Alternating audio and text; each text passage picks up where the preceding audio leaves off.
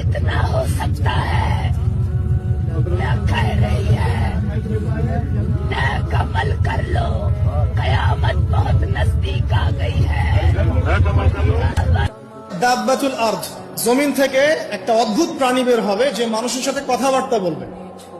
এটা হাদিসে আছে, কিন্তু তা আমরা এখন নিঃসন্দেহে 90% মানুষ বিশ্বাস করবে না। এবং যারা একটু বেশি চেতনাধারী তারা বলবে যে মোল্লা মুন্সিদের কথা শোনো, প্রাণী বলে আবার কথা বলবে। কিন্তু হ্যাঁ, এই কথাটাই যদি নাসা বলে, যে হ্যাঁ একটা প্রাণী আছে পৃথিবীর গভীরে, সে অচিরেই বের হবে এবং কথা বলবে, দেখবেন সবাই বিশ্বাস করছে। দেখেন চিন্তাগত শিরকটা দেখেন। যখন আমরা ওইসব মিডিয়া থেকে কোনো কথা আসে, আমরা নিশ্চিন্তে নির্দ্বিধায় বিশ্বাস করি। আল্লাহ পাক হাদিসে বলছেন, নবী হাদিসে বলছেন দাব্বাতুল আরদ বের হবে, মানুষের সাথে কথাবার্তা বলবে। মানুষ বিশ্বাস করতে চায় না। আর কি ধোঁয়া, এই ধোঁয়ায় আকাশ ছেয়ে যাবে, ধোঁয়া দিয়ে আকাশ ছেয়ে যাবে।